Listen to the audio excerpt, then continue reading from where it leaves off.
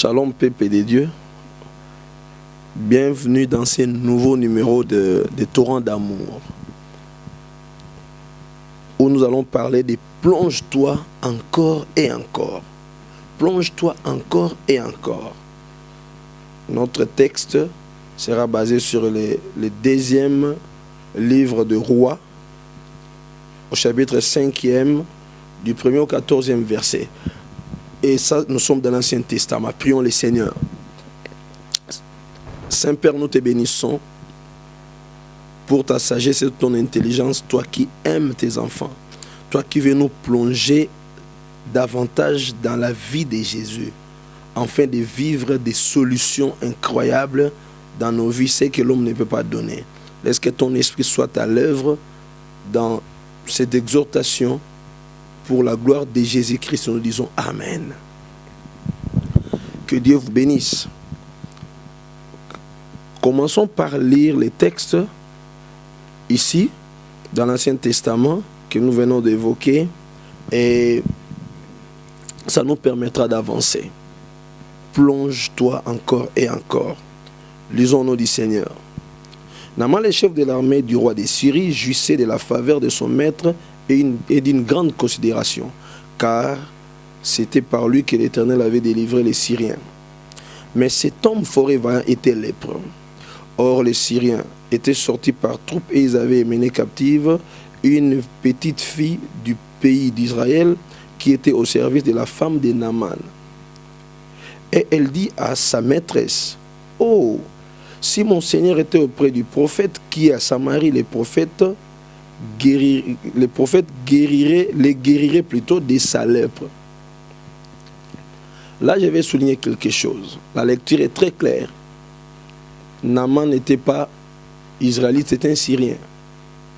Et il y avait des guerres parfois entre Israël et Syrie, au point qu'à un moment donné, Syrie avait amené quand même quelques personnes captives chez elle.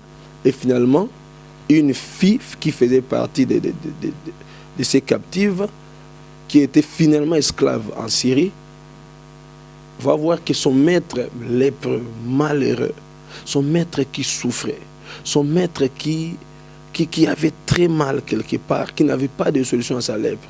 Alors il va informer sa maîtresse, c'est-à-dire la femme de Naaman. C'est pour dire que partout où vous êtes enfant de Dieu, partout où vous êtes chrétien, vous devez parler ou témoigner votre Dieu. Témoignez votre Seigneur. Témoignons le Seigneur Jésus-Christ partout. Même si nous nous trouvons au milieu des païens, même si nous nous trouvons au milieu des occultistes, au milieu des gens qui ne connaissent pas Dieu, ce n'est pas un problème. Mais ce que nous devons faire, c'est amener notre Dieu, témoigner notre Seigneur Jésus, qui est vivant et réel, qui se manifeste toujours. Voilà. Continuons la lecture. Verset 4.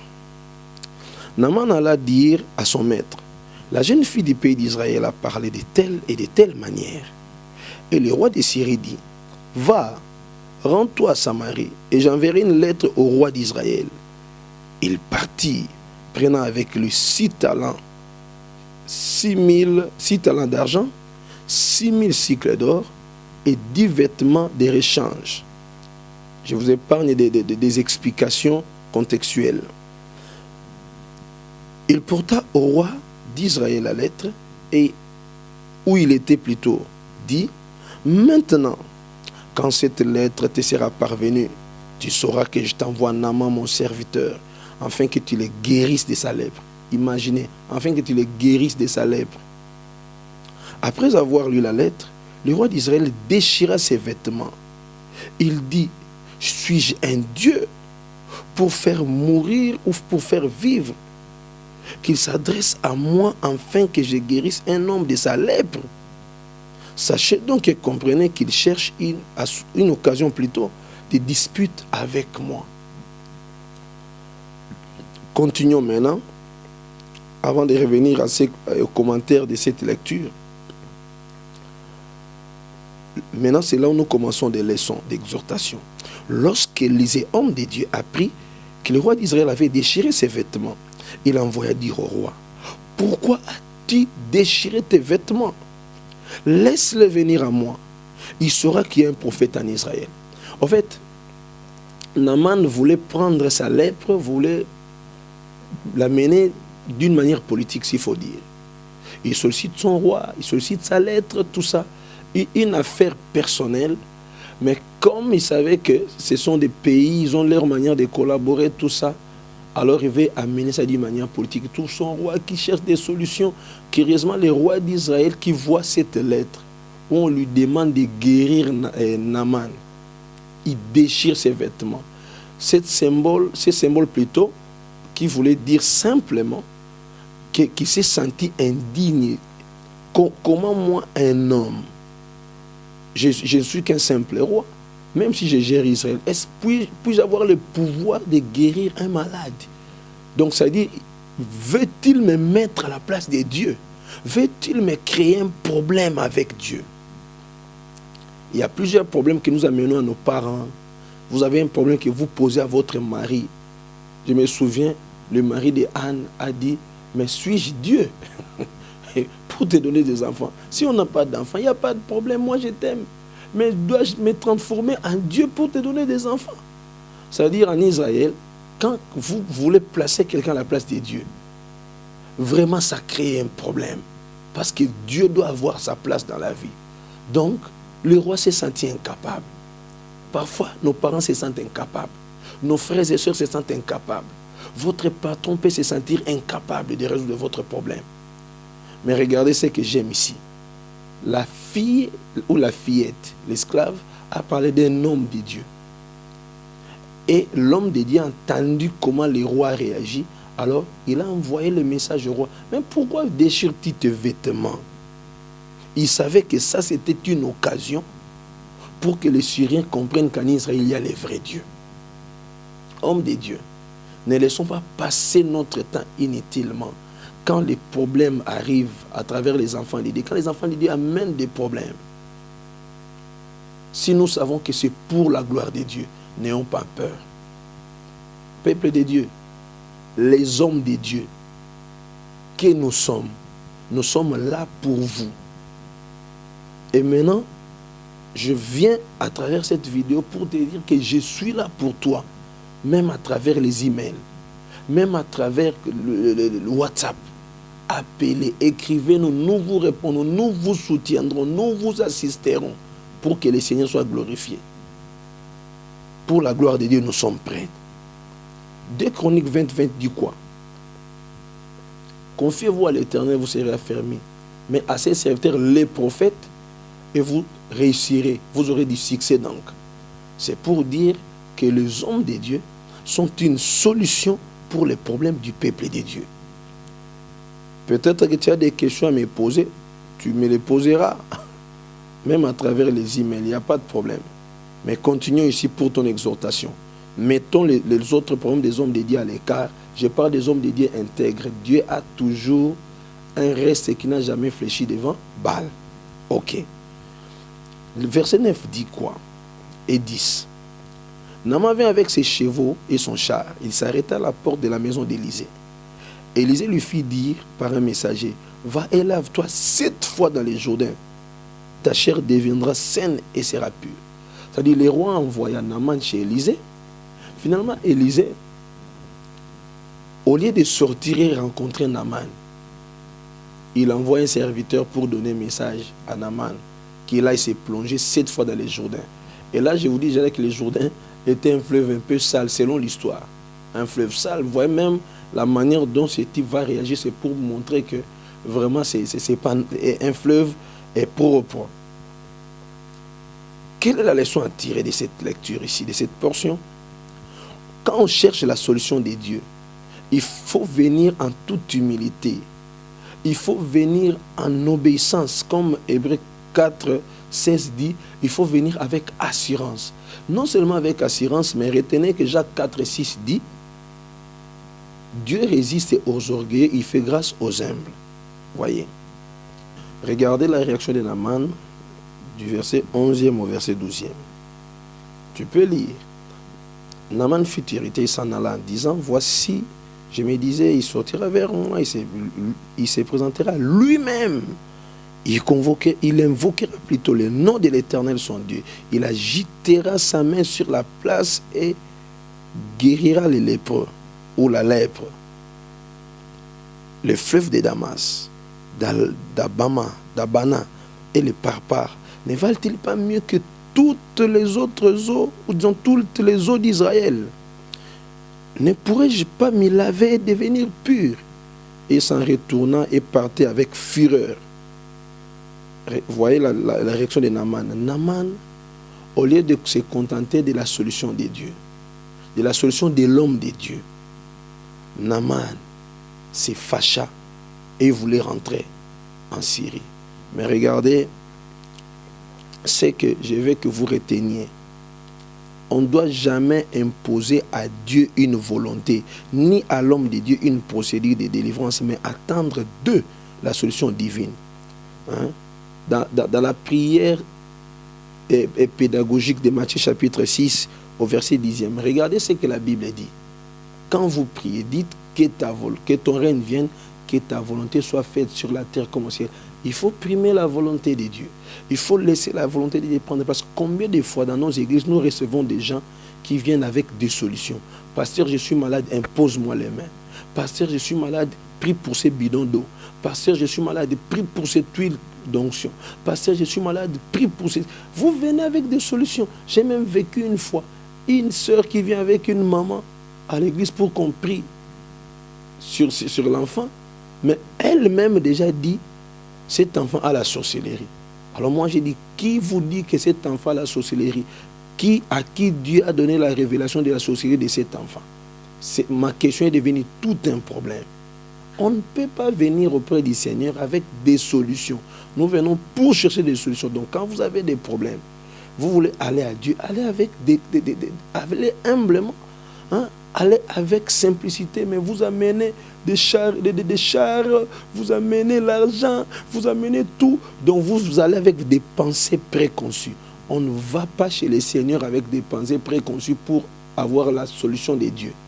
Vous avez besoin juste de votre foi, juste de vous humilier, d'ouvrir votre cœur et d'exprimer tout ce qu'il y a comme obstacle afin que Dieu ait pitié de vous. Voyez? Cet homme croyait que de la même manière qu'il va chez les féticheurs, de la même manière qu'il est allé chercher la guérison par-ci, par-là, il allait chercher la guérison auprès de Dieu avec ses conditions.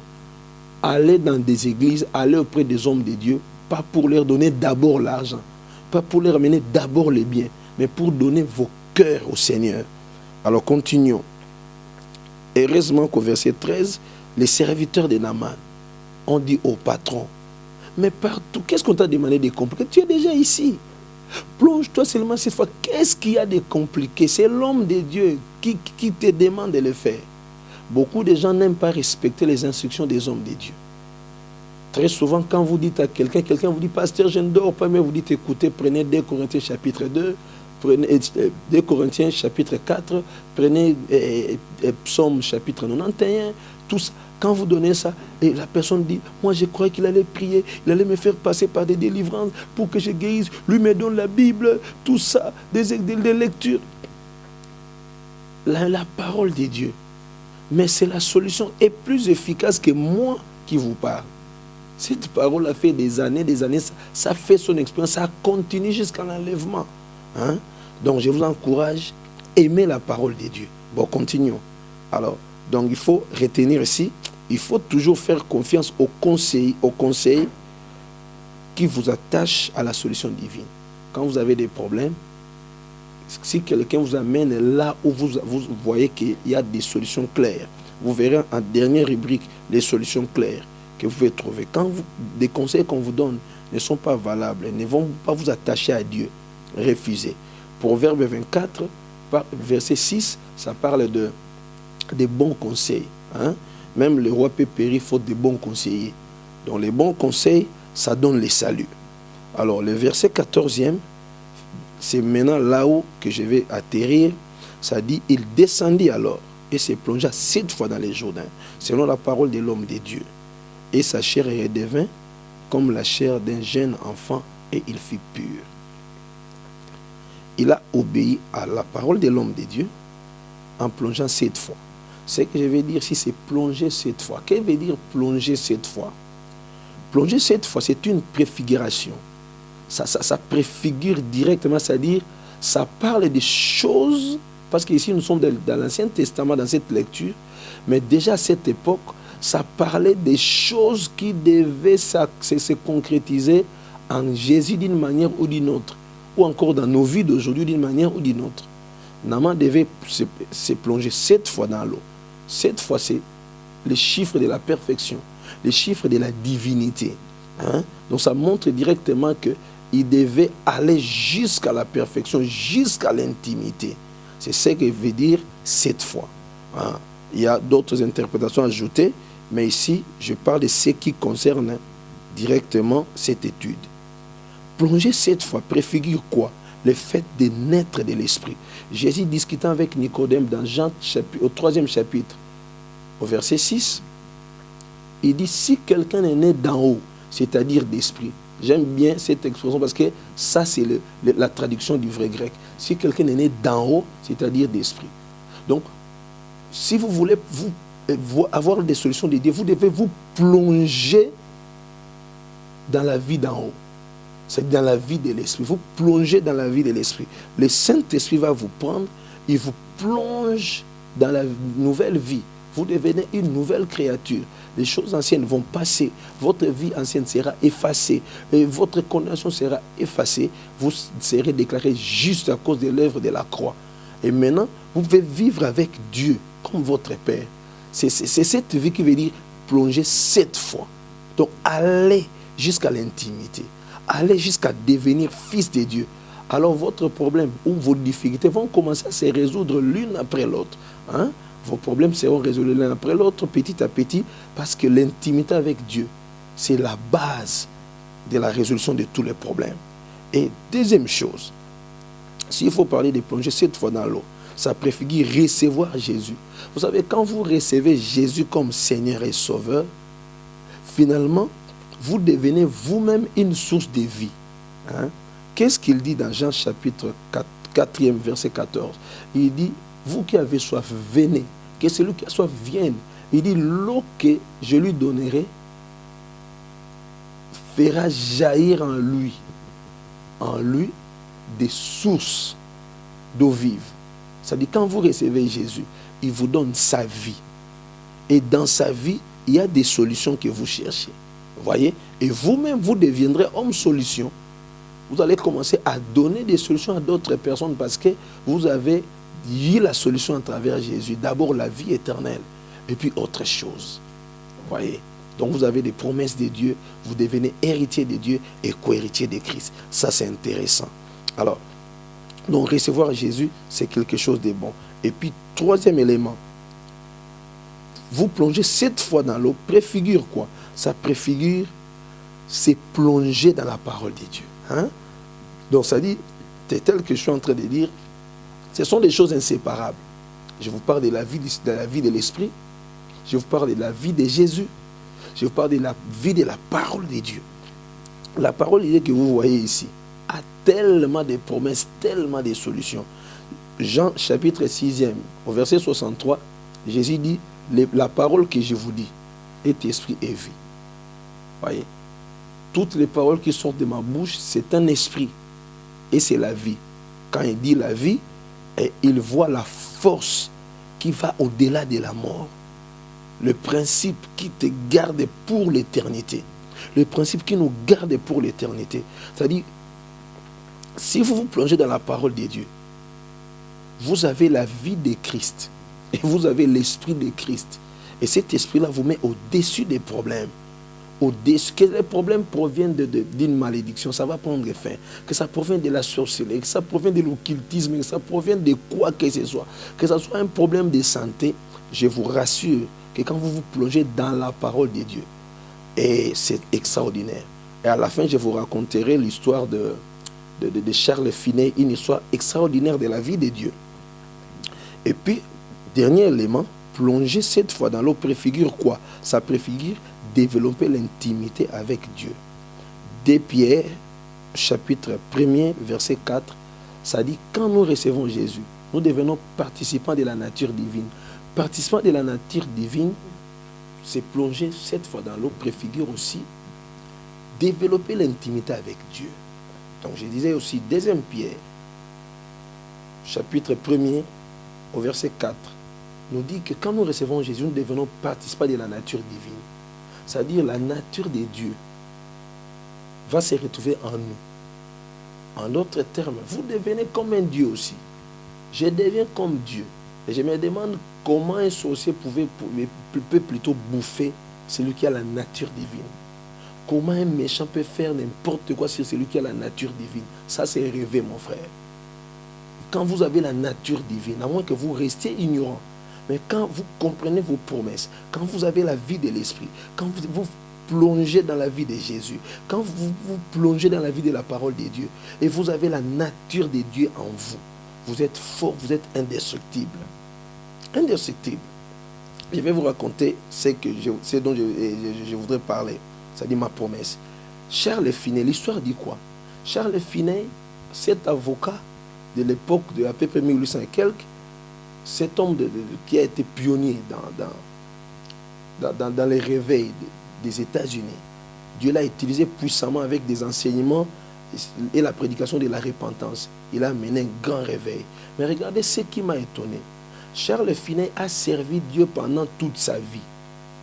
Il a servi Dieu pendant toute sa vie jusqu'à atteindre, je pense, 95 ans, à moins que j'oublie. Donc il a atteint 90 ans d'âge, au moins. Il a même dépassé à peu près. Donc, alors, imaginez, cet homme a servi Dieu pendant toute sa vie. Il avait un cancer. Le jour où il a terminé à servir Dieu, en 93 ou 95 ans là, mais ce qui m'étonne, le cancer ne s'est manifesté qu'à cet âge-là. Moi, je me suis posé la question, mais comment Charles Finet a servi Dieu avec ce cancer? Il a parcouru le monde, il a mené les réveils, il a terminé son travail. On a dit que Charles Finet voulait se tenir debout même du lit de l'hôpital pour continuer à prêcher, alors que le cancer s'est manifesté à 95 ans d'âge. Imaginez vous-même. Ça signifie que quand vous vous plongez 7 fois dans le Seigneur, vous vous plongez jusqu'à atteindre l'intimité avec Dieu, il y a des choses qui n'auront pas de force en vous. Ne croyez pas que toute maladie tuera tout le monde. Non. Votre maladie peut rester pour la gloire de Dieu.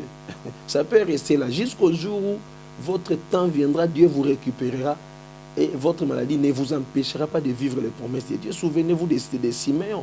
Mais cet homme ici avec des yeux, un vieillard, mais puisque la promesse de Dieu avait dit qu'il verrait le Christ avant de mourir, Dieu a gardé ses yeux puisqu'il devait voir. Dieu l'a gardé. Ses yeux étaient complètement intacts. Quand il a vu le Messie, il a glorifié Dieu. Le problème, c'est d'être en intimité avec Dieu. Plongez 7 fois. Allez-y. Ne vous découragez pas. Vous avez gêné. Cessez même de gêner parfois. Vous êtes malade. Mettez les gênes à côté. Mais commencez la prière avec la foi. Construisez votre intimité avec Dieu. Entrez dans la vie du Saint-Esprit. Entrez dans la vie de la parole de Dieu. Dans la vie de la foi. Augmentez votre intimité avec Dieu par les adorations, par une vie d'adoration.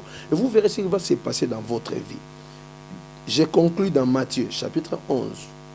Donc Matthieu, 11e chapitre, du 28e au 30e verset. Jésus dit, venez à moi. Vous tous qui êtes fatigués, chargés, et je vous donnerai du repos.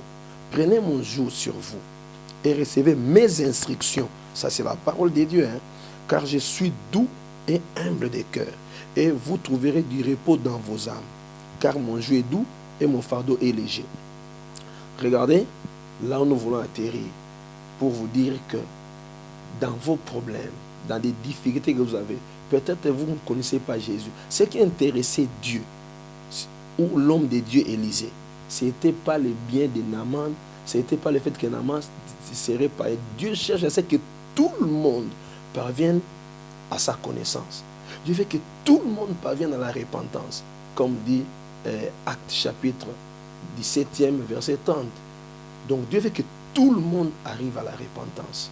Si tu ne connais pas Jésus, Naaman le Syrien n'était pas juif ou encore israélite. À l'époque, on parlait des Israélites. Mais c'était un païen. Ce qui faisait partie des nations. Aujourd'hui, Dieu sans distinction de race, donne le salut à tout le monde par Jésus. Si vous croyez en Jésus, le salut devient votre droit et le Seigneur vous bénira. Et dans le salut en Jésus, vous trouverez des solutions à vos problèmes. Que Dieu vous bénisse. Nous pouvons prier. Éternel notre Dieu, merci pour ta parole.